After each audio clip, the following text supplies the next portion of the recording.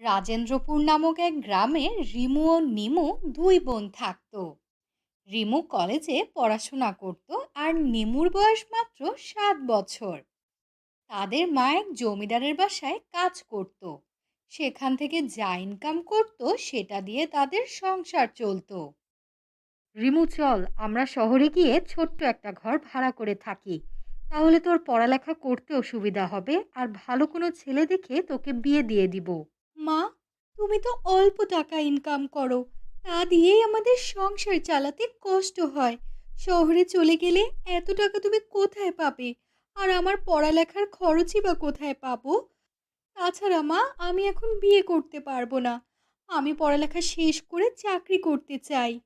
দেখ রিমু, আমার এখন বয়স হয়েছে, এত খরচ কিভাবে চালাবো? তোকে বিয়ে দিলে তারপর থেকে আমার খরচ কিছুটা কমবে আর আমি মরেও শান্তি পাবো। না মা, এরকম করে বলো না। তোমার কিছুই হবে না মা। আমি টাকা উপার্জন করব, শহরে গিয়ে আমিও কোনো একটা কাজ করব। এটা বলেই রিমু ও নিমুকে নিয়ে তার মা শহরের দিকে রওনা হয়।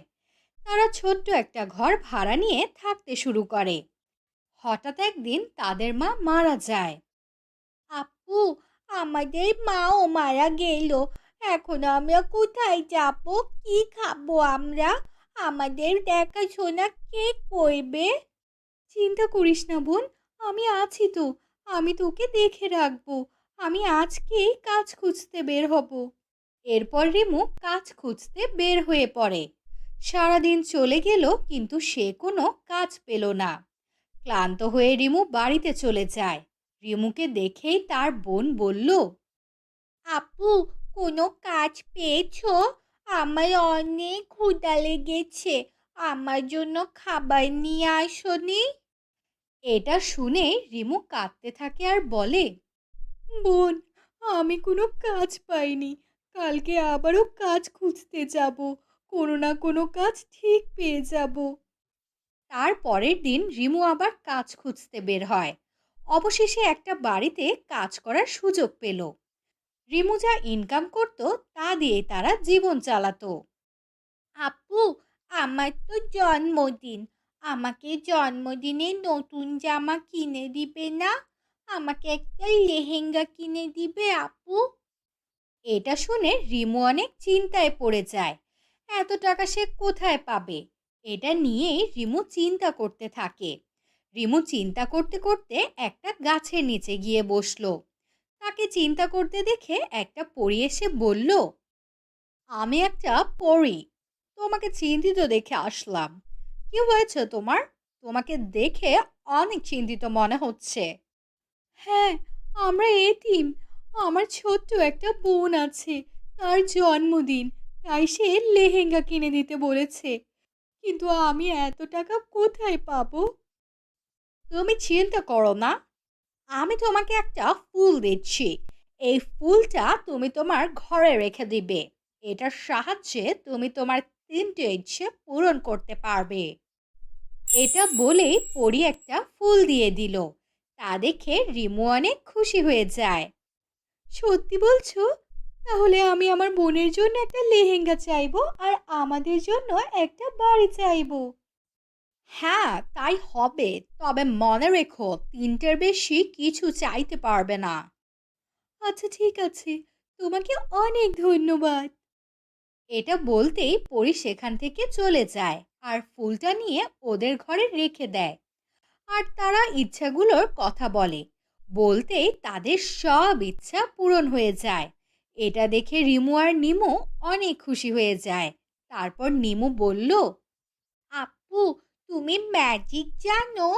আমাকে কত সুন্দর একটা লেহেঙ্গা কিভাবে দিলে? বোন, এটা এই ফুলটার জন্য হয়েছে। আমাকে চিন্তিত দেখে একটা পরী এসে আমাকে এই ফুলটা দিয়ে বলল, এটা তোমার 3টে ইচ্ছা পূরণ করবে। আপু, তাহলে তো আমরা অনেক শান্তিতে থাকতে পারবো। তুমিও পড়াশোনা করতে পারবে। হ্যাঁ বোন, দেখিস, আমি পড়াশোনা করে চাকরি করব। তাতে আমরা আরো ভালো কিছু করতে পারবো। অনেক পরিশ্রম করতে হবে আমাকে। এটা বলে রিমু কাজের পাশাপাশি পড়াশোনা চালিয়ে যায়। সে পড়াশোনা শেষ করে একটা চাকরি পেয়ে যায়। তা দিয়েই তারা অনেক আনন্দে দিন কাটাতে থাকে। নিমো, চল আজকে তোকে নিয়ে ঘুরতে যাব। ওইখানে খুব সুন্দর সুন্দর ফুলের বাগান আছে। দেখবি এগুলো থেকে তুই অনেক আনন্দ উপভোগ করতে পারবি। হ্যাঁ হ্যাঁ আপু, আমার তো ঘুরতে অনেক ভালো লাগে, আর ফুল তো আমার অনেক প্রিয়। হ্যাঁ হ্যাঁ ঠিক আছে, এখন তাড়াতাড়ি রেডি হয়ে নে তো। ঘুরে এসে আবার কাজ করতে হবে। অফিসের অনেক কাজ বাকি এখনো। আপু তুমি চিন্তা করো না, আমি তোমার সব কাজ করে দিব। দেখবে তোমার কোনো কষ্ট হবে না। পাগলি বোন আমার, কি যে বলে না, অফিসের কাজ তুই কি বুঝবি বলতো? তুই যখন বড় হবি তখন আমার আর চিন্তা থাকবে না। এখন চল। এই বলে রিমু আর নিমু দুই বোন রেডি হয়ে বের হয়ে পড়ে। সেখানে গিয়ে নিমু বলে, বাহ আপু, জায়গাটা তো অনেক সুন্দর। এত সুন্দর জায়গা আমি আগে কখনো দেখিনি। তাই তোর ভালো লেগেছে? হ্যাঁ হ্যাঁ আপু, আমার অনেক ভালো লেগেছে। তারপর তারা দুই বোন গল্প করতে লাগে। আপু, তোমার যদি বিয়ে হয়ে যায় তাহলে কি তুমি আমাকে রেখে চলে যাবে?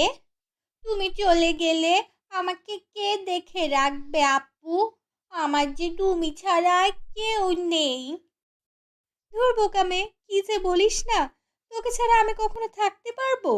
আগে আমার মিষ্টি বোনটার বিয়ে দিব, তারপর আমি বিয়ে করব।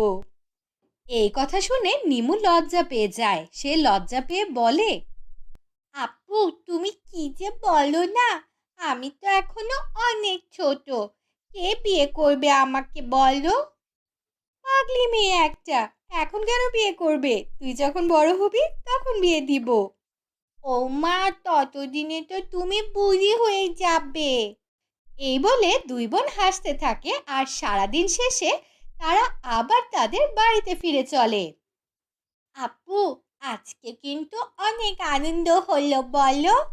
আমার কিন্তু অনেক ভালো লেগেছে। আমরা আবার ঘুরতে যাব ওখানে। আচ্ছা ঠিক আছে, এখন যা গিয়ে পড়তে বস। কয়েকদিন পর তোর না এক্সাম, এক্সামে ফার্স্ট হলে একটা গিফট দিব। সত্যি আপু? কি দিবে আপু একটু বলো। একদমই না, আগে ফার্স্ট হ, তাহলেই দেখতে পারবি। আচ্ছা, তাহলে আমি পড়তে বসছি।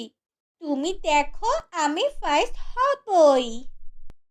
এই বলে নিমু পড়তে বসে যায়। সে অনেক মনোযোগ সহকারে পড়তে থাকে। আর এইভাবে তাদের দুই বোনের খুনসুটিতে দিন কাটতে থাকে।